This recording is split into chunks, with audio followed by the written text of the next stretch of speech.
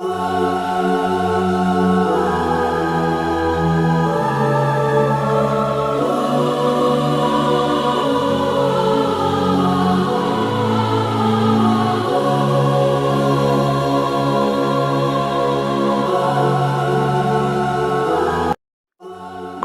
Narendra Modi stadium ಅಲ್ಲಿ ನಿನ್ನೆ ನಡೆದ IPL ಪಂದ್ಯ Mumbai Indians versus Gujarat tighten ನಡುವೆ ನಡೆಯಿತು. ಈ ಪಂದ್ಯದಲ್ಲಿ ಮುಂಬೈ ಇಂಡಿಯನ್ಸ್ ಅನ್ನ ಸೋಲಿಸಿ ಗುಜರಾತ್ ಟೈಟನ್ ರೋಚಕ ಗೆಲುವನ್ನ ದಾಖಲಿಸಿತು. ಮುಂಬೈ ಇಂಡಿಯನ್ಸ್ ಕ್ಯಾಪ್ಟನ್ ಆಗಿದ್ದ ಹಾರ್ದಿಕ್ ಪಾಂಡ್ಯಗೆ ಈ ಪಂದ್ಯದಲ್ಲಿ ಭಾರಿ ಮುಖಭಂಗವಾಯಿತು. Gujarat Titan Mumbai Indian match ಅಲ್ಲಿ ಎಲ್ಲರೂ ಅನ್ಕೊಂಡಾಗೆ MI ಸ್ಟ್ರಾಂಗ್ ಇದೆ, ಅದರಲ್ಲೂ ಹಾರ್ದಿಕ್ ಪಾಂಡ್ಯ ಮುಂಬೈಗೆ ಮತ್ತೆ ಬಂದಿದ್ದಾರೆ ಅನ್ಕೊಂಡಿರ್ತಾರೆ. ಆದ್ರೆ ಇದು ಕ್ರಿಕೆಟ್, ಇಲ್ಲಿ ಏನ್ ಬೇಕಾದ್ರೂ ನಡೀಬಹುದು. ಲಾಸ್ಟ್ 2-3 ಓವರ್ನಲ್ಲಿ ಪಂದ್ಯ ಅದ್ಭುತವಾಗಿತ್ತು. ಪ್ರತಿ ಬಾಲ್ಗೂ ಸಹ ಪಂದ್ಯದ ಗತಿ ಬದಲಾಗುತ್ತಾ ಹೋಯಿತು. ಇನ್ನು ಟಾಸ್ ಗೆದ್ದು ಬೌಲಿಂಗ್ ಅನ್ನು ಮುಂಬೈ ಇಂಡಿಯನ್ಸ್ ಆಯ್ಕೆ ಮಾಡಿಕೊಳ್ಳುತ್ತೆ. ಗುಜರಾತ್ ಟೈಟನ್ ಬ್ಯಾಟಿಂಗ್ ಅಲ್ಲಿ ಒಳ್ಳೆಯ ಶುಭಾರಂಭವನ್ನ ಕಂಡು ನಂತರ ವಿಕೆಟ್ ಗಳನ್ನ ಕಳ್ಕೊಳ್ಳುತ್ತೆ. GT ಪರವಾಗಿ ಸಾಯಿ ಸುದರ್ಶನ್ ಅದ್ಭುತ ಬ್ಯಾಟಿಂಗ್ ಅನ್ನು ಮಾಡಿ 45 ರನ್ಗಳನ್ನ ಗಳಿಸ್ತಾರೆ. 3 4 1 ಸಿಕ್ಸರ್ ಅನ್ನ ಬಾರಿಸ್ತಾರೆ. ಇನ್ನು GT captain Shubman Gill captain ಆಟವನ್ನ ಆಡ್ತಾರೆ. ಒಟ್ಟಾರೆ ಮೊದಲು ಬ್ಯಾಟಿಂಗ್ ಅನ್ನ ಮಾಡಿದ ಗುಜರಾತ್ ಟೈಟನ್ಸ್ 6 ವಿಕೆಟ್ ಗಳನ್ನ ಕಳೆದುಕೊಂಡು 20 ಓವರ್ಗಳಲ್ಲಿ 168 ರನ್ಗಳನ್ನ ಗಳಿಸ್ತಾರೆ. ನಂತರ ಸೆಕೆಂಡ್ ಇನ್ನಿಂಗ್ಸ್ ಅನ್ನ ಪ್ರಾರಂಭಿಸಿದ ಮುಂಬೈ ಇಂಡಿಯನ್ಸ್ ಗುಜರಾತ್ ನೀಡಿದ 168 ರನ್ಗಳ ಗುರಿಯನ್ನು ಮುಟ್ಟುವಲ್ಲಿ ವಿಫಲರಾಗ್ತಾರೆ.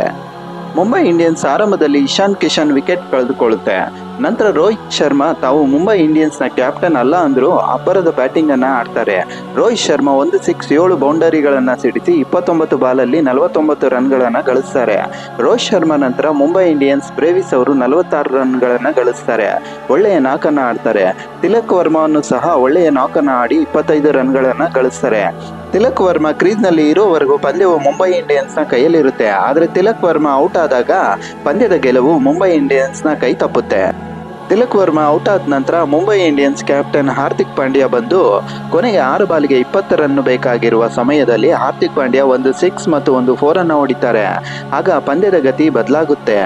MI ನ ಕ್ಯಾಪ್ಟನ್ ಆದ ಹಾರ್ದಿಕ್ ಪಾಂಡ್ಯ ಕ್ರೀಸ್ಗೆ ಬಂದು ಕೊನೆಯ 6 ಬಾಲ್ಗೆ 20 ರನ್ ಬೇಕಾಗಿದ್ದಾಗ ಹಾರ್ದಿಕ್ ಪಾಂಡ್ಯ ಮೊದಲ 2 ಬಾಲ್ಗಳಲ್ಲಿ 1 6 1 ಬೌಂಡರಿಯನ್ನು ಬಾರಿಸಿ ಮತ್ತೆ ಇನ್ನೇನು MIಗೆ ಗೆಲುವಿನ ರುಚಿ ತಂದುಕೊಡ್ತಾರೆ ಅನ್ನೋದ್ರಲ್ಲಿ 3ನೇ ಬಾಲ್ಗೆ ಕ್ಯಾಚ್ ಅನ್ನ ನೀಡಿ ಪೆವಿಲಿಯನ್ಗೆ ಮರಳುತ್ತಾರೆ. ನಂತರ ಬಂದ ಮುಂಬೈ ಇಂಡಿಯನ್ಸ್ ಬ್ಯಾಟರ್ಗಳು ಸಹ ವಿಕೆಟ್ ಅನ್ನು ಒಪ್ಪಿಸಿ ಹೋಗ್ತಾರೆ. ಕೊನೆಗೆ 20 ಓವರ್ಗೆ ಮುಂಬೈ ಇಂಡಿಯನ್ಸ್ 162 ರನ್ಗಳನ್ನ ಮಾತ್ರ ಗಳಿಸೋದಕ್ಕೆ ಸಾಧ್ಯವಾಗುತ್ತೆ. ಮುಂಬೈ ಇಂಡಿಯನ್ಸ್ ಗುಜರಾತ್ ಟೈಟನ್ ವಿರುದ್ಧ 6 ರನ್ಗಳ ಅಂತರದಿಂದ ಸೋಲನ್ನ ಅನುಭವಿಸುತ್ತೆ. ಗುಜರಾತ್ ಟೈಟನ್ಸ್ ತಂಡದ ಅದ್ಭುತ ಬೌಲಿಂಗ್ಗೆ ಮುಂಬೈ ತತ್ತರಿಸಿ ಹೋಯಿತು. ರೋಹಿತ್ ಶರ್ಮಾ ಇರೋವರೆಗೂ ಪಂದ್ಯ ಮುಂಬೈನ ಕೈಯಲ್ಲಿತ್ತು.